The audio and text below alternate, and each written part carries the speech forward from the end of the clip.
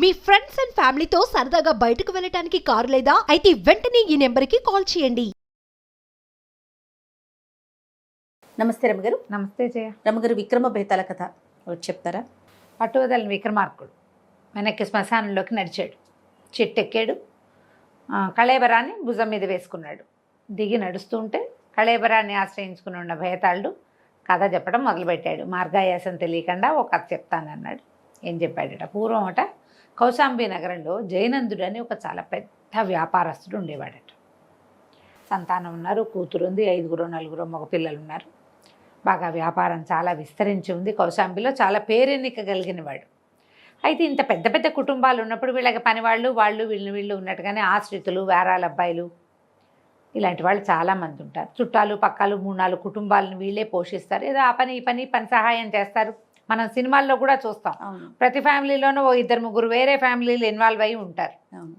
మనకి మనుషులు కావాలి, మన వాళ్ళని చుట్టాలనో పక్కాలనో చేరదీస్తే వాళ్ళు ఏదో ఒక పని సాయం అనుకుంటారు. మధ్యలో వీళ్ళు తినేస్తూ ఉంటారు అనుకో, అయినా కూడా కనపడుతుంది. ఈ జయనందుడికి విశాఖుడని దూరపు బంధువుల అబ్బాయి ఒకడు ఉండేవాడు. కుర్రాడు, 20-25 ఏళ్ళవాడు. వీళ్ళింటో ఉండేవాడు. ఏదో ఆ పనులు ఈ పనులు చేసేవాడు. కానీ అంత మరీ దిగనాసిల్లిపోయిన వాడేం కాదు, పర్వాలా, పై పనులకి పనికొచ్చేవాడు. బయటికి వెళ్ళి ఏమన్నా తేవటం, ఎవరికైనా చెప్పి రావడం, అట్లా పెద్ద రకపు పనులే. కానీ ఇళ్లల్లో పనులు చెప్పేవాళ్ళు కాదు, పై పనులు ఏవో చేసేవాడు. వీళ్ళింట్లో ఉండేవాడు. కానీ ఆ విశాఖుడికి చాలా కష్టంగా ఉండేది. ఏమిటి నేను ఇలా వీళ్ళ పంచనబడి ఉన్నాను, నేను కూడా బాగా సంపాదించి బోల్డని డబ్బులు అదేమిటో చేసి అని ఉండేది. ఈ ఏమిటో చెయ్యాలంటే ఏదైనా చెయ్యాలి కాదు, ముందు అదేదో అవ్వాలంటే అంతే, ఏదైనా చెయ్యాలి. కానీ ఇతను అట్లా చేసేవాడు కాదు. ఒక్కరవ బద్ధకస్తుడు కూడా. దాంతో ఏదైనా నేర్చేసుకోవటం, నేర్చిన దాన్ని ఉపయోగించిన దాని మీద లాభం తీయటం అలాంటి ఊహలు చేయలే. దిగులు పడుతూ ఆలోచించుకుంటూ ఉండేవాడు. కుమిలిపోయేవాడు. వీళ్ళకి ఎందున్నాను, నేను సంపాదిస్తే నేను ఇలా ఉండు, రేపొద్దున ఎప్పుడో నేను బాగా సంపాదించుకుంటాను ఇలాగ. అయితే ఇతనికి పగలిపూట కొంచెం కునుకు తీసే అలవాటు ఈ కుర్రాడికి. ఊరికే పని పాటలెత్తి కూర్చోని ఉంటే మనకైనా రాదు నిద్ర. పనిమంతులకు కూడా ఖాళీగా కూర్చుని ఉంటే కాసేపటి కళ్ళు మాగన్నగా నిద్ర వస్తుంది. ఈ మధ్యాహ్నం పూట పడుకుంటే వాడికి ఏవో కళ్ళు వచ్చేది. మధ్యాహ్నపు కళ్ళు ఎలా ఉంటాయి, మనం పొద్దున్న చేసిన పనులు లేదా మనకు వచ్చిన ఊహలే వస్తూ ఉంటాయి. వీడికి ఎట్లా కళ్ళు వచ్చేవి, తను చాలా కింగ్లాగా అయిపోయినట్టు, జయనందుడు తన దగ్గర పనివాడుగా ఉన్నట్టు అలా ఊహించుకునేవాడు. కళ్ళు వచ్చేవి. ఓ రోజు మధ్యాహ్నము ఏదో ఒక స్తంభం పక్కన గట్టు మీద కూర్చుని స్తంభానికి తల నుంచి నిద్రపోయాడు. నిద్రపోతే వాడికి కళ్ళు వచ్చింది. కల్లో ఎట్లా కనపడింది, జయనందుడే ఏదో తన ఇంట్లో పనిచేస్తున్నాడు. కోటీశ్వరుడు జయనందుడు వాళ్ళ ఇంట్లో ఆధారపడి ఉన్న విశాఖుడి కల్లో వాడికి ఆయన పనివాడిగా ఈయన కింగుగా కనపడింది. అయితే ఆ జయనందుడు ఏదో చేస్తూ సరిగ్గా చేయకపోతే వీడు ఏం చేశాడు, ఆ నిద్రలో కలవరిచ్చాడు. అరే జయనంద, బుద్ధి లేదా, సరిగ్గా నుంచో, అలా చేస్తావా అని జయనందుడిని దుర్భాషలాడుతూ కలవరించాడు. అదే సమయానికి మధ్యాహ్నం ఏదో వస్తువు ఇంట్లో మర్చిపోయానని వెనక్కి వచ్చిన జయనందుడు అదంతా వినేశాడు. వినటమేమిటి, వాడిని లేవదీయండి అని పనివాళ్ళని కేకేసి 2 చెంపకాయలు కొట్టాడో కొట్టలేదో, కొట్టి కేకలేసి వెళ్ళిపో మా ఇంటి నుంచి బయటికి, నువ్వు ఊరే జయనంద అంటావా, పనివాళ్ళతో మాట్లాడినట్టు నాతో మాట్లాడతావా, నాకు కళ వచ్చిందని వీడు చెప్పబోయినా ఆయన ఇట్లా ఏం చెప్పుకునేందుకు లేదు, ఇంకా పంపేశారు, బయటికి వెళ్ళిపోయాడు. వీడు అలా దిక్కుతోచక అలా రోడ్ల మీద పడి తిరుగుతూ ఓ అడవిలోకి చేరాడు. దుఃఖపడుతూ అలా ఉంది, ఇలా నా పనిలో అయిపోయింది, ఇప్పుడు నేనేం చేయాలి, ఇవే ఆలోచించుకుంటుంటే ఆ అడవిలో ఒక ఋషీశ్వరుడు కనిపించాడు. ఋషిగారికి దండం పెట్టాడు. దండం పెడితే ఆయన అన్నాడు, ఏమిటైనా నీ కష్టం, ఎందుకు ఇలా దిగాలుగా ఉన్నావు, ఎవరు సహాయం లేకుండా అడవిలోకి ఎందుకు వచ్చావు, ఏదో అడిగాడు. మంచి మాటలు అడుగుతారుగా. అడిగితే ఇదే అబ్బాయి ఏం చెప్పాడు, పరిస్థితి అంతా చెప్పుకున్నాడు. చెప్పుకుని నా పరిస్థితిలో మార్పు కావాలి, నాకు ఏదైనా కలిసి వచ్చేందుకు చెప్పండి అని అడిగాడు. అడిగితే ఈయనన్నాడు, నాయన జయనందుడిలాగా చిన్న పెట్టుబడితో జయనందుడు వ్యాపారం చేసి పెద్దవాడయ్యాడు, నువ్వు కూడా అంతే, పని చెయ్యి నీకు ఫలితం లభిస్తుంది. అంటే వీడికి పని చేయటం అనే పాయింట్ నచ్చల, ఫలితం మాత్రం లభించాలి అన్నాడు. అట్లా కాదండి, నేను అనుకున్నది అయ్యేటట్టుగా ఏదైనా ఒక మంత్రం చెప్పండి, మంత్రం జపం చేసుకుంటాను, నేను అనుకున్నది అవ్వాలి. ఏమిటనుకున్నాడు, కోటీశ్వరుడు అవ్వాలి జయనందుడు లాగా. అయితే సరే ఏమన్నాడు, నాకు కళ్ళు వస్తుంటాయి, నా కళ నిజమయ్యేలాగా, నేను బోల్డ్ కళలు గంట, నా కళలు నిజమయ్యేలాగా నాకు వరం ఇవ్వండి. వాడు ఏదనుకున్నాడో అదేగా కళ వస్తుంది. అంతేగా. సరే ఏమైంది, ఆయన అన్నాడు, ఆయన నవ్వాడు. సరే సరే నాయన 3 వరాలు ఇస్తా, 3 సార్లు ఇది నీకు ఉపయోగపడుతుంది అని చెప్పి ఒక మంత్రోపదేశం చేశాడు. నీకేదైనా కళ వచ్చినప్పుడు అది నిజం కావాలని నువ్వు అనుకునేటట్లయితే ఈ మంత్రాన్ని 6 సార్లు పునశ్చరణ చేయి చాలు, నీ కళ నిజమవుతుంది. కానీ ఇది 3 మాటలే కుదురుతుంది. ఓ, ఇది 3 టైమ్సే. ఓకే. మంత్రం చెప్పాడు, 6 సార్లు పునశ్చరణ చెయ్యి అన్నాడు, ఇది ఒక్క 3 టైమ్స్ మాత్రమే నీకు అవకాశం ఉంది అని చెప్పాడు. చెప్పేసరికల్లా సంతోషించాడు. మంత్రం బాగా నోటికి నేర్చుకున్నాడు. ఇప్పుడేం కళ్ళు గిల్లు లేవుగా, బాగా నా మంత్రం చెప్పుకోవాలి కదా, అదేం 1 వర్డ్ కాదు, కొంచెం పెద్దదే. సరే మంత్రం పునశ్చరణ చేసుకున్నాడు. ఆ అడవి అక్కడి నుంచి అడవి దాటిపోయి ఏదో ఊరు చేరాడు. ఊరు చేరి ఒక పూటకోళ్ళం ఇంట్లో ఎక్కడో ఆగాడు. మధ్యాహ్నం అన్నం తిని పడుకుంటే అతనికి ఎట్లా కలొచ్చింది, జయనందుడి కూతురికి తనకి మాలిని అమ్మాయి పేరు పెళ్ళైనట్టు కలొచ్చింది. జయనందుడి కూతురుతో పెళ్ళైతే ఏముంది, జయనందుడి భాయాకి చేరిపోయినట్టే మనం. అంతే కదా. అంతేగా. అంతేనా జయ? కాదు కదా. కాదు, కానీ ఊహ అలానే ఉంటది కదా రమ్మగారు. ఇప్పుడు వాళ్ళ అమ్మాయిని పెళ్లి చేసుకుంటే మొత్తం నాకే, నువ్వు వాళ్ళ ఇంట్లో ఉండక్కర్లా, నువ్వు నీ ఇంటికి నువ్వు పెళ్లి చేసుకుంటే ఆ పిల్లని నువ్వు తీసుకెళ్ళాలి. ఆలోచన అలా రాదు రమ్మగారు. రాలా. జయనందుడి కూతురుతో పెళ్ళైనట్టు కలగన్నాడు. కలగన్నాక ఏమనిపించింది, చాలు మళ్ళీ జయనందుడి ఇంట్లో చేరడానికి నాకు ఇదే అవకాశం అనుకుని మంత్రం పునశ్చరణ చేసుకున్నాడు. 3 రోజులు తిరిగేసరికి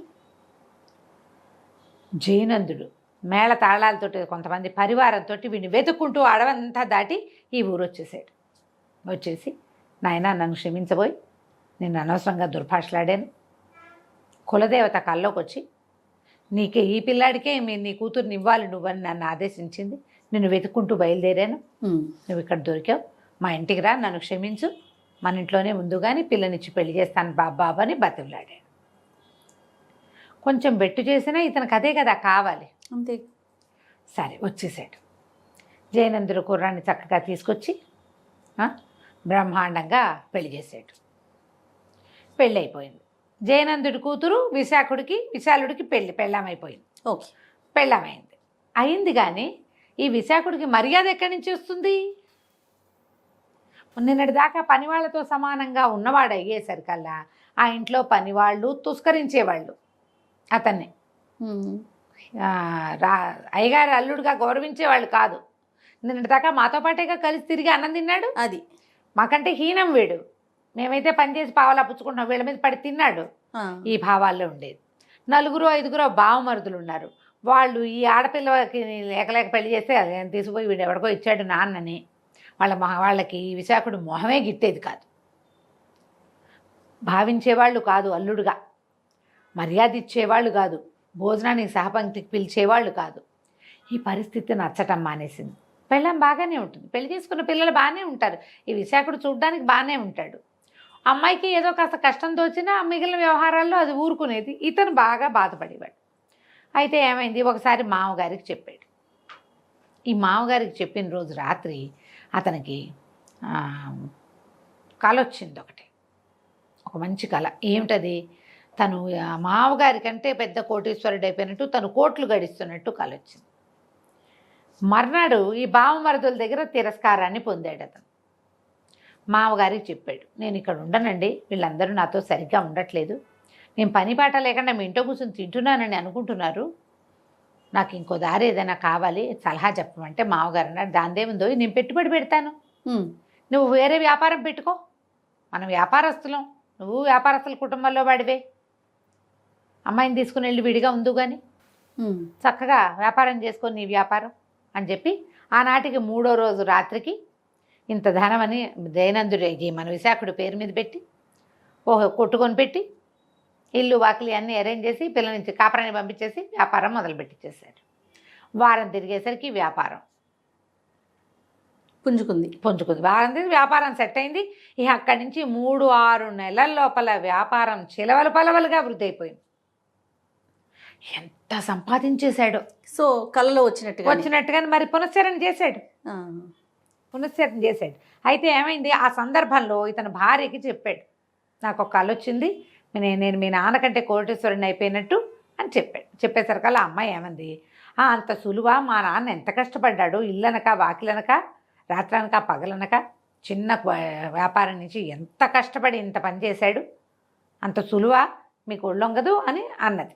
అంటే ఇతను అన్నాడు, ఏం కాదు, నా దగ్గర బ్రహ్మాండమైన మంత్రం ఉంది, నేను పెళ్లి చేసుకోవాలా, మంత్రంతో చేసుకున్నా, అలాగే ఇప్పుడు కూడా నేను మంత్రమే చేసుకుంటానని మావగారు పెట్టుబడి పెడతానన్న మరుక్షణం ఆ మంత్రాన్ని పునశ్చరణ చేశాడు. నేను అద్భుతమైన వ్యాపారస్తుడిని అయిపోవాలని. 3-6 నెలలు తిరిగేసరికి కోట్లకి పడగలెత్తేశాడు. అయితే ఇప్పుడు సడన్గా ఎక్కిపోయిన వాళ్ళని చూస్తే మిగిలిన వాళ్ళకి ఏదో ఎక్కిపోతుంది. చుట్టుపక్కల వాళ్ళంతా ఆశ్చర్యపోయాడు. నిన్న కాక మొన్నేగా కొట్టుపెట్టాడు, ఇప్పుడే ఇంత పెద్ద షోరూమ్ ఎలా వచ్చింది? సంవత్సరం తిరిగేసరికి 60 షోరూములు పెడితే మిగిలిన వాళ్ళకి అలాంటి డౌట్లే వస్తుంది. అందరూ మాట్లాడుకోవటం మొదలుపెట్టారు. ఇతని మీద రాజుకి కొండేలు చెప్పడం మొదలుపెట్టారు. ఇతను పర్మిషన్ల కోసం అధికారులకు లంచం ఇచ్చాడని, కొన్ని చోట్ల దొంగదారులు తొక్కి పర్మిషన్లు తెచ్చుకున్నాడని, ఇట్లా రాజుగారికి బోలెడన్ని పితూరీలు వెళ్ళిపోయింది. రేపో ఎల్లుండో వీళ్ళ మీద ఇన్స్పెక్షన్ రాబోతోంది. సరిగ్గా అదే సమయానికి జయనందుడు కాస్త మరణించాడు. వీడికి ఏం చేయాలో తెలియలే. ఆ రోజు రాత్రి అతనికి తనే రాజైనట్టు కలొచ్చింది. తను రాజైనట్టు, తన మీద పితూరీలు చెప్పిన వాళ్ళందరినీ శిక్షించినట్టు, వాళ్ళందరినీ దారిలో పెట్టేసినట్టు, తనకు ఎదురు లేకుండా చేసుకున్నట్టుగా వచ్చింది కళ. పొద్దున్నే లేచి భార్యకి చెప్పాడు. భార్య అంది, అయ్యి బాబా ఎంత మంచి కళ వచ్చిందండి, నా మాట వినండి, చక్కగా పునశ్చరణ చేసేయండి, రాజు అయిపోదురు కానీ హాయిగా, ఈ గోళ్ళు ఏమి ఉండవు, అందరూ మన కంట్రోల్లో ఉంటారు, చెయ్యండి చెయ్యండి అని తొందరపెట్టింది. తను కామ్గా ఉన్నాడు. చేస్తాను, ఆలోచిస్తాను అన్నాడు. మెల్లిగా ఆలోచించుకోవటం మొదలుపెట్టాడు. సలహా చెప్పడానికి జయనందుడు లేడు. ఏం మాట్లాడలే ఇతను. 10 రోజులు గడిచేసరికల్లా ఇతని మీద ఫిర్యాదులన్నిటిని మీద పరిశీలనకి రాబోతున్నారని వార్త రాగానే మొత్తం ఆస్తులు తెగనమ్మేసి అతను ఎగ్గొట్టాడు ట్యాక్సులు అని ఎక్కడెక్కడ చెప్పబడిందో అవన్నీ కట్టేశాడు, మొత్తం కట్టేశాడు. దొంగదారులు అన్ని షాపులు పెట్టాడు అని చెప్పారు, ఆ షాపులన్నీ మూసేసాడు, అమ్మేశాడు. ఆస్తులు తెగనమ్మేసి కట్టవలసిన ట్యాక్సులు మొత్తం కట్టి మిగిలిన కొంత సొమ్ముతో భార్యను తీసుకుని ఆ ఊరి నుంచి వెళ్ళిపోయాడు. వేరే ఊళ్ళో చిన్న దుకాణం పెట్టుకుని వాళ్ళ జీవితం వాళ్ళు గడిపారు. ఈ కథ చెప్పాడు పేతాళుడు.